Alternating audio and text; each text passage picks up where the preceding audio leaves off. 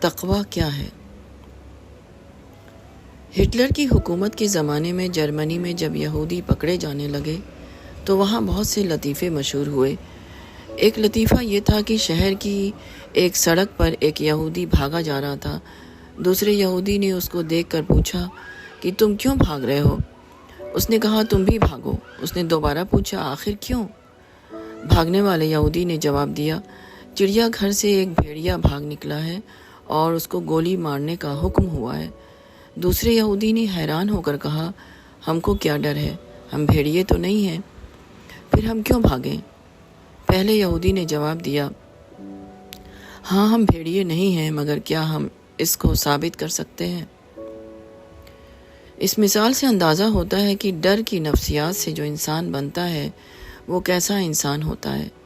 وہ ہر مسئلے کو اپنا مسئلہ سمجھتا ہے، کیونکہ اس کو ڈر ہوتا ہے کہ اس کی وجہ سے کہیں میں نہ پکڑ لیا جاؤں۔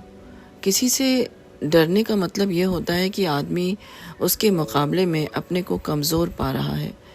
وہ فیصلے کا سرا دوسرے کے ہاتھ میں سمجھتا ہے، اور جب بھی فیصلے کا سرا دوسرے کے ہاتھ میں ہو تو لازماً ایسا ہوگا کہ آدمی اندیشے میں مبتلا رہے گا۔ اس کو یہ ڈر لگا رہے گا کہ کہیں میں ہی مجرم نہ قرار دے دیا جاؤں۔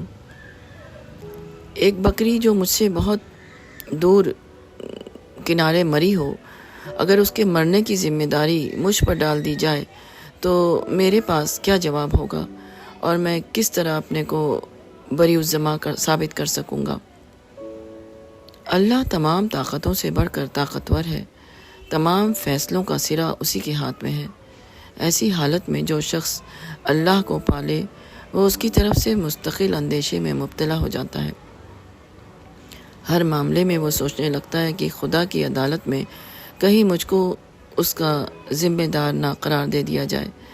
اپنے کو بچانے کا جذبہ اس کو مجبور کرتا ہے کہ لوگوں سے معاملہ کرنے میں وہ حد درجہ محتاط رہے۔ لوگوں کے ساتھ وہ ہمیشہ فیاضی کا سلوک کرے، وہ لوگوں کے حق سے زیادہ انہیں دے۔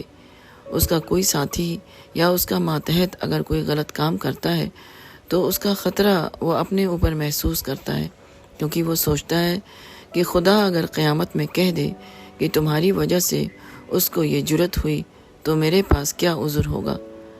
اس کی لا علمی میں ظلم کا ایک واقعہ ہو تب بھی وہ کانپ جاتا ہے کہ اگر خدا کے یہاں یہ کہا جائے کہ تم عوامی قائد بنے ہوئے تھے تو تم اس سے باخبر کیوں نہ ہوئے، تو میں خدا کو کیا جواب دوں گا؟ اس کے دائرے میں کوئی شخص کسی کو ستاتا ہے تو وہ بے تاب ہو جاتا ہے، کیونکہ وہ ڈر جاتا ہے کہ اگر خدا یہ کہے کہ تم نے اپنی کارروائیوں سے جو ماحول بنایا اس کی وجہ سے ایسا واقعہ ممکن ہو سکا، تو میں کس طرح اپنے کو بری الذمہ ثابت کر دوں گا؟ کوئی شخص اس کو مدد کے لیے پکارتا ہے اور وہ ایک عذر کر کے آگے بڑھ جاتا ہے تو وہ لرز اٹھتا ہے، کیونکہ یہ احساس اس کو پریشان کر دیتا ہے کہ قیامت میں اگر خدا یہ کہہ دے کہ تم نے اپنے جس کام کو عذر بنایا اس سے زیادہ ضروری یہ تھا کہ تم اس کو چھوڑ کر میرے بندے کا ساتھ دیتے، تو میں کیا کہہ کر چھوٹ سکوں گا؟